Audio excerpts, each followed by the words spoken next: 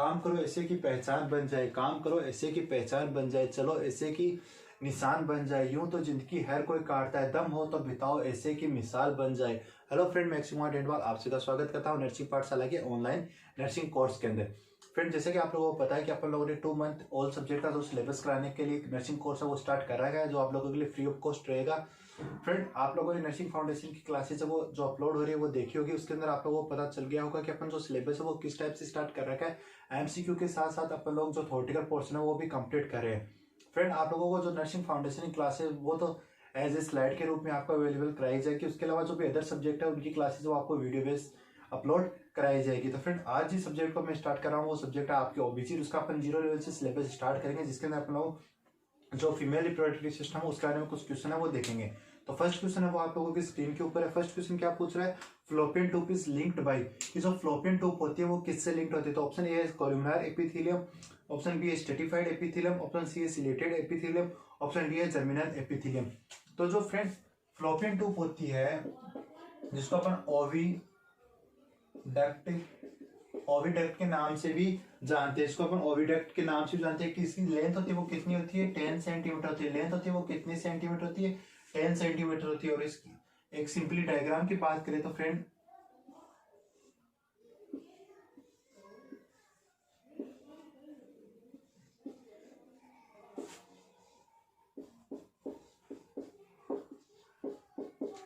ये क्या है, फ्लोपियन ट्यूब है। ये क्या है, फ्लोपियन ट्यूब है। ठीक है फ्रेंड, तो फ्लोपियन ट्यूब है। इसके ये क्वेश्चन के अंदर आप लोगों को क्या पूछा गया कि जो फ्लोपियन ट्यूब है वो किससे लिंक्ड होती है। तो फ्रेंड, फ्लोपियन ट्यूब का फंक्शन क्या होता है, जो फ्लोपियन ट्यूब का एम्पुला वाला पार्ट होता है उसके अंदर क्या होते हैं, इधर से तो ओवम आएंगे और इधर से स्पर्म आते हैं। जो इधर से स्पर्म आते हैं वो किसके अंदर आते हैं, एम्पुला वाले पार्ट के अंदर आते हैं। दोनों मिलकर क्या होते हैं, फर्टिलाइज होते हैं। फ्रेंड, इनकी मूवमेंट के लिए फ्लोपियन ट्यूब के अंदर एक फिंगर लाइक स्ट्रक्चर, सीलिया टाइप की स्ट्रक्चर प्रेजेंट होती है। सीलिया टाइप की स्ट्रक्चर प्रेजेंट होती है, वो क्या करती है, स्पर्म और ओवम को क्या करती है, मूव करवाती है। स्पर्म को इस साइड लेके आती है, जो यूट्रस है उसके थ्रू जो फ्लोपियन ट्यूब के अंदर आने के बाद मूव कराती है, और जो ओवम होते हैं उनको भी जो एम्पुला वाले पार्ट है वो उसके अंदर लेकर आती है। दोनों फर्टिलाइज होने के बाद जो फर्टिलाइज ओवम होता है वो भी जो सीलिया लाइक स्ट्रक्चर प्रेजेंट होती है उनके थ्रू ही यूट्रस के अंदर जाता है, उनके थ्रू मूवमेंट करके यूट्रस के थ्रू यूट्रस के अंदर जाता है। तो फ्रेंड, ये जो सीलिया लाइक स्ट्रक्चर वो कौन से टिश्यू के अंदर प्रेजेंट होती है, वो प्रेजेंट होती है सीलिएटेड एपिथेलियम टिश्यू। जो अपन लोगों ने टिश्यू की क्लास पढ़ी थी उसके अंदर अपन लोगों ने बात की थी, जो सीलिएटेड एपिथेलियम टिश्यू है उनके अंदर क्या होती है, एक सीलिया लाइक जैसे हेयर लाइक स्ट्रक्चर प्रेजेंट होती है जो मूव कराने के लिए हेल्पफुल होती है। तो जो फ्लोपियन ट्यूब है वो किससे बनी होती है, वो सीलिएटेड एपिथेलियम टिश्यू के द्वारा बनी होती है। जो इनर लाइनिंग होती है वो किसके द्वारा बनी होती है, सीलिएटेड एपिथेलियम टिश्यू के द्वारा बनी होती है। तो अपना क्वेश्चन है वो दोबारा से आप लोगों की स्क्रीन पे ऊपर आ रहा है। क्वेश्चन के अंदर ऑप्शन ए कह रहा है कोलुमनार एपिथेलियम, ऑप्शन बी है स्ट्रेटिफाइड एपिथेलियम, ऑप्शन सी है सीलेटेड एपिथेलियम, ऑप्शन डी है जर्मिनल एपिथेलियम। तो फ्रेंड, अपना राइट आंसर क्या रहेगा, राइट आंसर रहने वाला ऑप्शन सी, जिसके अंदर दिया गया है सीलेटेड एपिथेलियम। ठीक है फ्रेंड, अब बात करते हैं नेक्स्ट आप लोगों की स्क्रीन के ऊपर है। नेक्स्ट में क्या पूछा फ्रेंड, रीड कीजिए, इसका आंसर कमेंट कीजिए। फ्रेंड, आपको किसी भी क्वेश्चन का आंसर आ रहा हो उसका आंसर है वो आप कमेंट बॉक्स में कमेंट किया करो, जिससे आप लोगों को खुद का भी इवैल्यूएशन हो सके। तो अपना जो नेक्स्ट में क्या करें, longest part of fallopian tube is, की जो फ्लोपियन ट्यूब होता है उसका लॉन्गेस्ट पार्ट कौन सा होता है। तो फ्रेंड, जो फ्लोपियन ट्यूब होती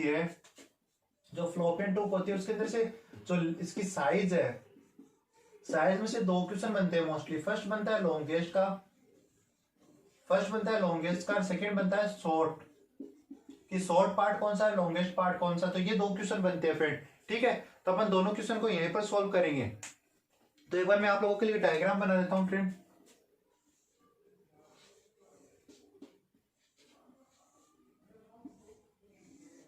तो ये सिंपली मैंने आप लोगों के लिए एक डायग्राम बना दिया फ्रेंड।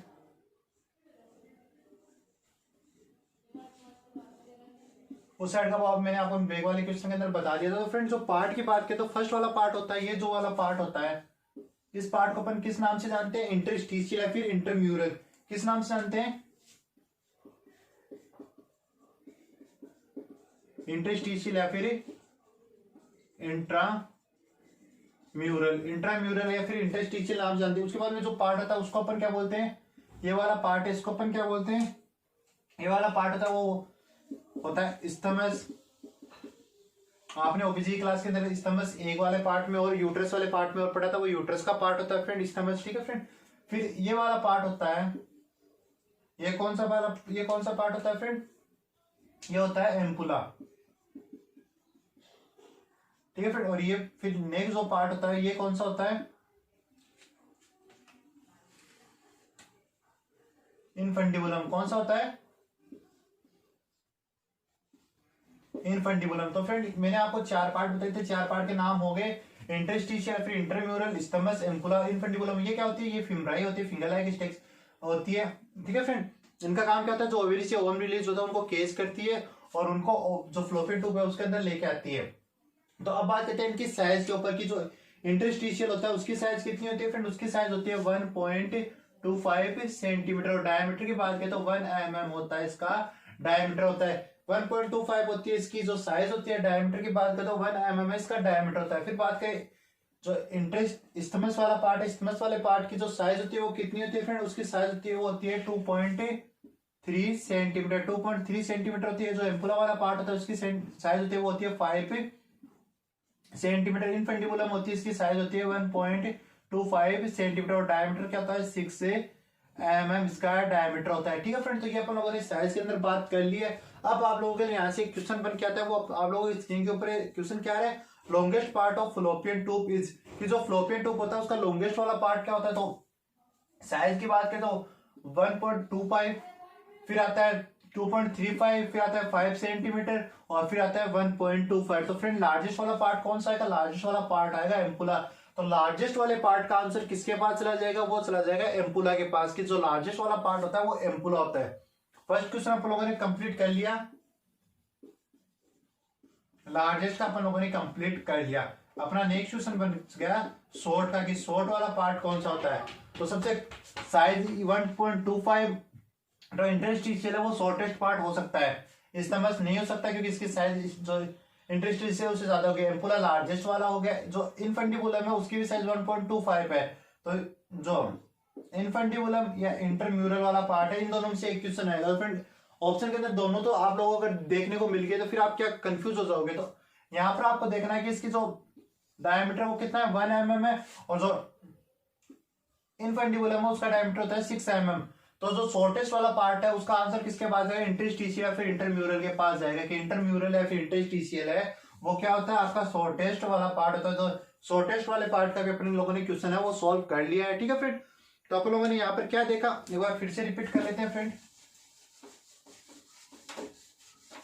जो इस क्वेश्चन के अंदर अपन लोगों ने स्टडी किया उनको दोबारा से रिवाइज कर लेते हैं फ्रेंड। अपन लोगों ने बात की कि जो फ्लोपियन ट्यूब होती है, फ्लोपियन ट्यूब होती है उसके कितने पार्ट होते हैं, उसके 4 पार्ट होते हैं। ये चीज अपन लोगों ने देख ली। ठीक है फ्रेंड, उसमें अपन लोगों ने देखा कि 4 पार्ट होते हैं, उनके नाम क्या क्या है। फर्स्ट था इंटरम्यूरल, फिर था इस्थमस, फिर था एम्पुला, फिर था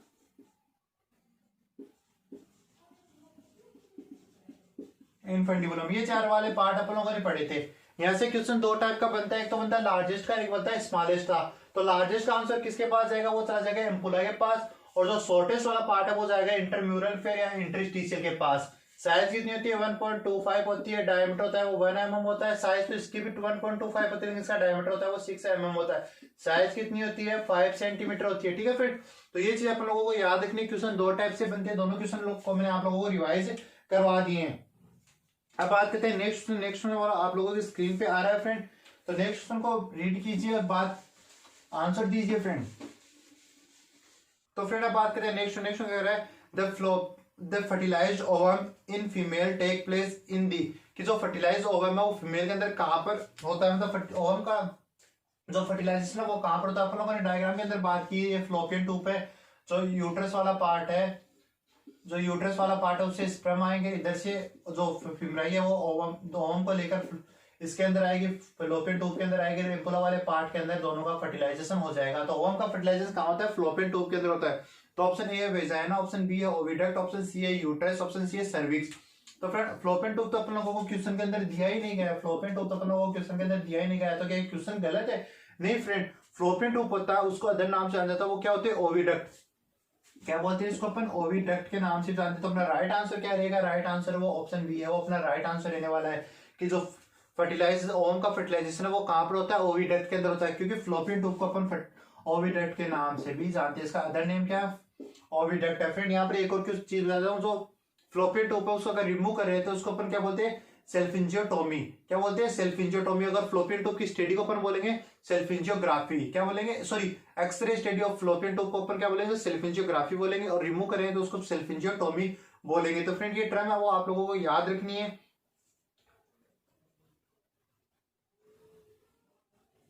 अब बात करते हैं friend next in which part of female body A zygote develop, कि जो फीमेल के कौन से पार्ट के अंदर जाइगोट डेवलप होता है। तो फर्स्ट ऑफ ऑल अपन लोगों को पता होना चाहिए कि जाइगोट किसको कहते हैं। तो फ्रेंड मैंने अभी बताया ना, इधर से ओवम आएंगे और इधर से स्पर्म आएंगे। तो ये जो फर्टिलाइज ओवम होता है इसको अपन किस नाम से जानते हैं, इसको अपन जाइगोट नाम से जानते हैं।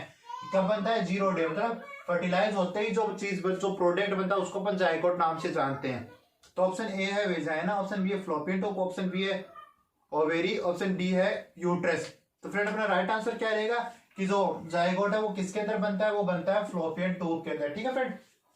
अब बात करें नेक्स्ट कि fertilize ovum is implant into uterus after, कि जो फर्टिलाइज ओवम है ये यहाँ पर फर्टिलाइज हुआ, ये फर्टिलाइज होने के बाद यूट्रस के अंदर कब इम्प्लांट होगा, कितने समय बाद इम्प्लांट होगा। तो option a 7 days, option b है 1 डेज, ऑप्शन सी है 8 डे, और ऑप्शन डी है 10 डे। तो अपना राइट आंसर क्या रहेगा, राइट आंसर रहने वाला है ऑप्शन ए, जिसके अंदर आप लोगों को दिया गया है 7 डे, कि जो फर्टिलाइज ओवम है वो 7 दिन के बाद यूट्रस के अंदर, यूट्रस का जो फंडस वाला पार्ट होता है वहां पर इम्प्लांट हो जाता है। ठीक है फ्रेंड। अब बात करते हैं what is the normal size of uterus, की यूट्रस की नॉर्मल साइज क्या होती है। तो फ्रेंड यहाँ पर अपन यूट्रस के बारे में थोड़ा देख लेते हैं कि यूट्रस की जो साइज होती है वो कितनी होती है, उसका वेट कितना होता है, एट प्रेगनेंसी के टाइम पे वेट कितना होता है, जो प्रेग्नेंट विदाउट प्रेग्नेंट लेडी उसका वेट कितना होता है यूट्रस का। तो फ्रेंड अपन बात करते हैं यूट्रस क्या होता है फ्रेंड, एक होलो मस्कुलर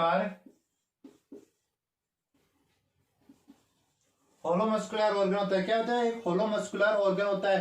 इसको अपन किस किस नाम से जानते हैं, ऑल्सो नोन एज मेट्रा, किस नाम से आते हैं, मेट्रा के नाम से आते हैं, और स्टेरा,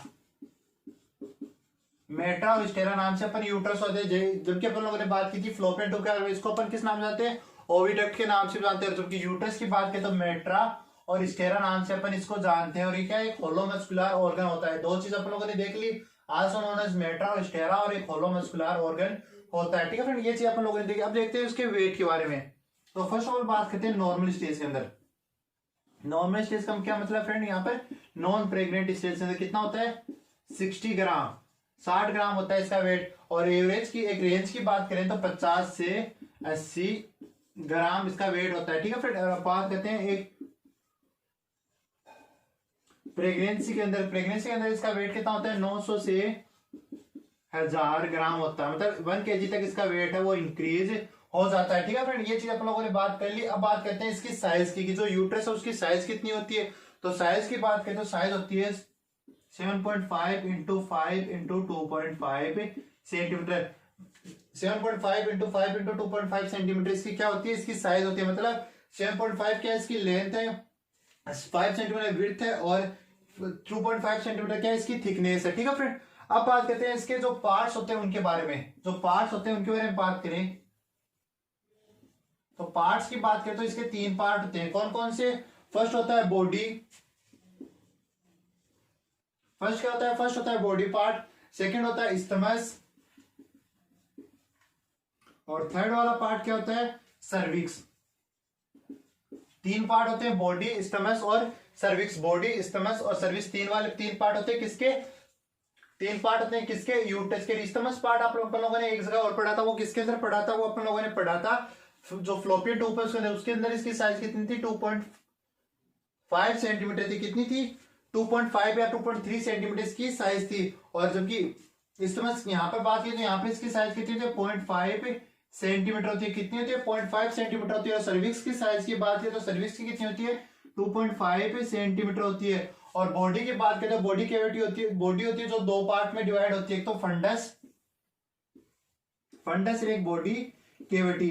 फंडस और बॉडी कैविटी के अंदर डिवाइड होती है। तो फंडस की जो साइज होती है वो कितनी होती है, 1.5 सेंटीमीटर होती है। कितनी होती है, 1.5 सेंटीमीटर। और बॉडी कैविटी कितनी होती है, 3.5 सेंटीमीटर होती है। तो फ्रेंड ये चीज आप लोगों ने किसके बारे में देखा है, ये चीज आप लोगों ने यूट्रस के बारे में देखी है। एक बार फिर से रिपीट कर लेते हैं फ्रेंड। यूट्रस क्या होता है? यूट्रस होता है एक होलो मस्कुलर ऑर्गन होता है, आल्सो नोन एज मेट्रा और स्टेरा के नाम से जाने जाते हैं। नॉर्मल इसके वेट की बात करें तो 60 ग्राम होता है, एवरेज की बात करें तो 50 से 80 ग्राम होता है। और नॉन प्रेग्नेंट स्टेज में इसकी वेट की अपन लोगों ने बात की। प्रेगनेंसी की बात करें तो प्रेग्नेंट कंडीशन में बात की तो 900 से 1000 ग्राम इसका वेट हो जाता है। साइज की बात करें तो 7.5 सेंटीमीटर इसकी लेंथ होती है, 5 सेंटीमीटर विड्थ होती है, 2.5 सेंटीमीटर इसकी थिकनेस होती है। पार्ट्स की बात करें तो 3 पार्ट होते हैं, बॉडी, स्टमक और सर्विक्स।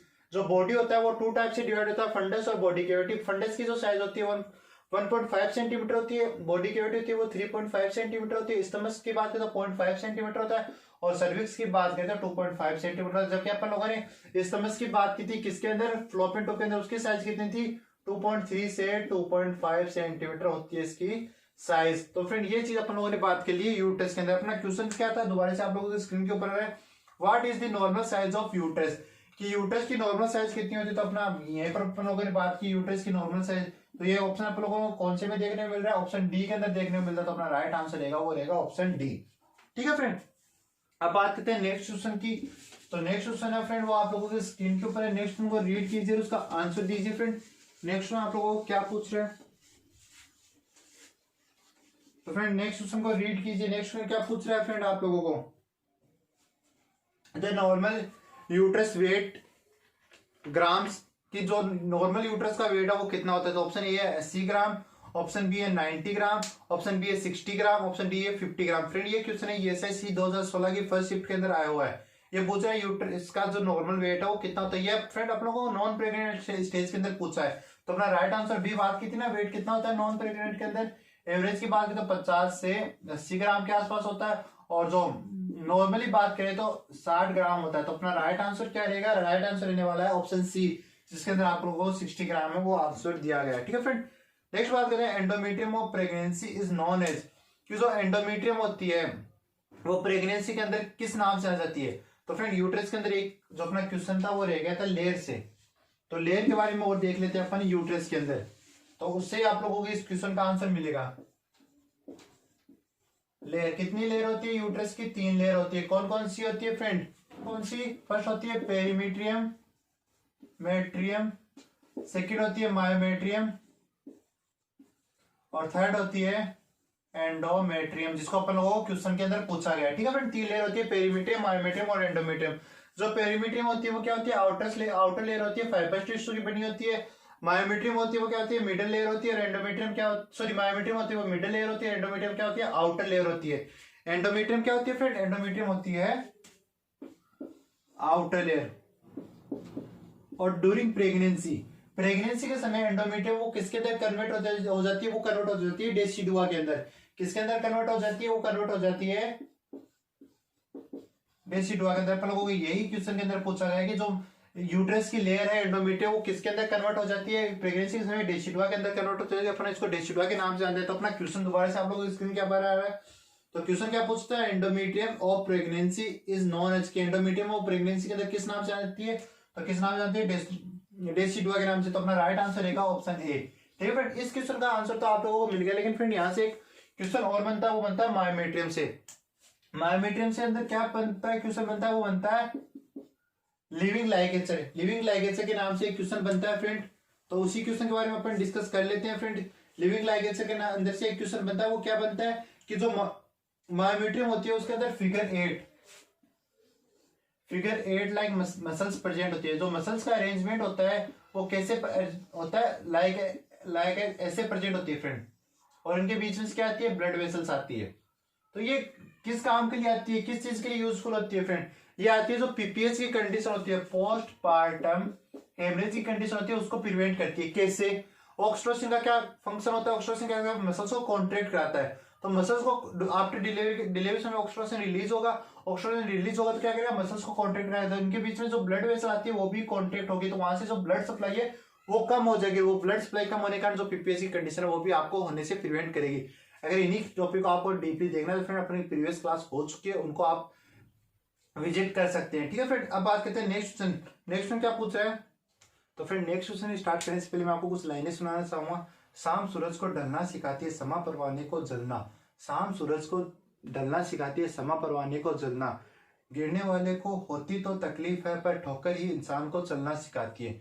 तो फ्रेंड कभी भी आप किसी चीज के अंदर फेल हो चुके हो, अपना गोल है वो अचीव नहीं कर पाए हो, तो फ्रेंड आपको डिमोटिवेट नहीं होना है। आप अगर आप लोगों ने कहीं से फेल हुए हो तो वही चीज आपको दोबारा खड़ा करेगी, वही आपको गोल अचीव करने के लिए मजबूर करेगी। तो फ्रेंड अपन लोगों को डिमोटिवेट नहीं होना है, अपन लोगों को रेगुलर स्टडी करते रहना है। अब बात करते हैं नेक्स्ट में कह रहा है वेजाइनल कैनाल नॉर्मली हैज, तो जो वेजाइनल कैनाल है वो नॉर्मली कैसी होती है, an acidic environment, an alkaline environment, an neutral environment और ऑल अबोव, कि जो वेजाइनल कैनाल है वो कैसी होती है। तो फ्रेंड जो वेजाइना होती है उसके अंदर एक बैक्टीरिया प्रेजेंट होता है। कौन सा होता है? बैक्टीरिया प्रेजेंट होता है, जिसको अपन डोडेलिन बेसिलाई नाम से जानते हैं। डोडेलिन बेसिलाई नाम से जानते हैं, जो लैक्टो एसिड बेसिलस जो फैमिली का बैक्टीरिया होता है। तो ये बैक्टीरिया क्या करता है, जो वेजाइना की पीएच होती है उसको एसिडिक बनाए रखता है। वेजाइना की पीएच है उसको एसिडिक बनाए रखता है। तो वेजाइना की जो पीएच है वो कैसी होती है? एसिडिक होती है। ठीक है फ्रेंड, वेजाइना की पीएच कैसी होती है? एसिडिक होती है। ठीक है फ्रेंड, तो वेजाइना की पीएच कैसी होती है? एसिडिक होती है। ये चीज तो आप लोगों ने बात कर ली कि जो डोडेलिन बेसिलाई बैक्टीरिया है वो वेजाइना की पीएच को एसिडिक बनाए रखता है। लेकिन फ्रेंड जो एसिडिक पीएच होती है वो कितनी होती है? 3.8 से 4.5। कितनी? 3.8 से 4.5 होती है। लेकिन फ्रेंड जो एसिडिक पीएच होती है वो सिर्फ कौन सी एज के अंदर होती है? रिप्रोडक्टिव एज के अंदर। जो रिप्रोडक्टिव एज होती है उसके अंदर ये वेजाइनिक पीएच है वो एसिडिक होती है। लेकिन आफ्टर रिप्रोडक्टिव एज, मतलब जो रिप्रोडक्टिव एज है वो कौन सी होती है? रिप्रोडक्टिव एज होती है 15 to 45 ईयर। 15 to 45 ईयर मतलब जो प्यूबर्टी से पहले और मेनोपॉज के बाद, प्यूबर्टी से पहले मेनोपॉज के बाद जो वेजाइनिक पीएच होती है वो कैसी होती है? न्यूट्रल होती है। लेकिन जो रिप्रोडक्टिव एज है उसके अंदर एसिडिक होती है। लेकिन आपको अगर क्वेश्चन के अंदर पूछा गया हो कि वेजाइनिक पीएच, तो आप लोगों को देना है एसिडिक आंसर। लेकिन आप लोगों को क्वेश्चन पूछा होगा कि प्यूबर्टी से पहले वेजाइनिक पीएच है वो कैसी होती है, तो आपका आंसर जाएगा न्यूट्रल होती है। ठीक है फ्रेंड, और मेनोपॉज के बाद पूछा जाए तो कैसा क्या आंसर जाएगा? वो भी जाएगा न्यूट्रल के पास। ठीक है फ्रेंड, अब बात करते हैं नेक्स्ट क्या पूछ रहा है? In a healthy women the only organism found in upper 2/3 of the vagina, की जो वेजाइना का अपर 2/3 वाला पार्ट होता है उसके अंदर कौन सा ऑर्गेनिज्म प्रेजेंट होता है? तो अभी ये चीज मैंने आप लोगों को बताई थी कि डोडेलिन बेसिलाई जो ऑर्गेनिज्म होता है वो प्रेजेंट होता है। तो अपना राइट आंसर क्या रहेगा? राइट आंसर रहने वाला है ऑप्शन बी, जिसके अंदर दिया गया है डोडेलिन बेसिलाई। फ्रेंड ये क्वेश्चन भी ये शिफ्ट 2016 के अंदर सेकंड शिफ्ट के अंदर आया हुआ क्वेश्चन है कि डोडेलिन बेसिलाई होता है वो नॉर्मल जो वेजाइना होती है, हेल्दी जो वेजाइना होती है उसके 2/3 वाले पार्ट के अंदर प्रेजेंट होता है। ठीक है फ्रेंड, अब नेक्स्ट क्वेश्चन पूछा है the length of cervix. Friend ये क्वेश्चन आप लोगों ने रिपीट पहले अपन लोगों ने जो पार्ट थे उसके अंदर पढ़ा था कि जो यूट्रस होता है वो 3 पार्ट के अंदर डिवाइड होता है। बॉडी होती है, फिर जो स्टमक होता है, फिर सर्विक्स होता है। ये पूछा है कि जो सर्विक्स होती है उसकी लेंथ कितनी होती है? तो ऑप्शन ए है 3.5 सेंटीमीटर, ऑप्शन बी है 4.5 सेंटीमीटर, ऑप्शन सी है 2.5 सेंटीमीटर, ऑप्शन डी है नन ऑफ दिस। तो फ्रेंड अपना राइट आंसर कमेंट कीजिए। जो लेंथ होती है सर्विक्स की वो कितनी होती है? वो होती है 2.5 सेंटीमीटर होती है। तो अपना राइट आंसर क्या रहेगा? राइट आंसर रहने वाला है ऑप्शन सी के पास। ठीक है फ्रेंड, तो फ्रेंड ये अपने कुछ एमसीक्यू थे। आई होप आप लोगों को आज की क्लास अच्छी लगी। आज की क्लास अच्छी लगी तो आज की क्लास को लाइक करें, चैनल को सब्सक्राइब करें, हमारे वीडियो ज्यादा से शेयर करें। Thank you friend.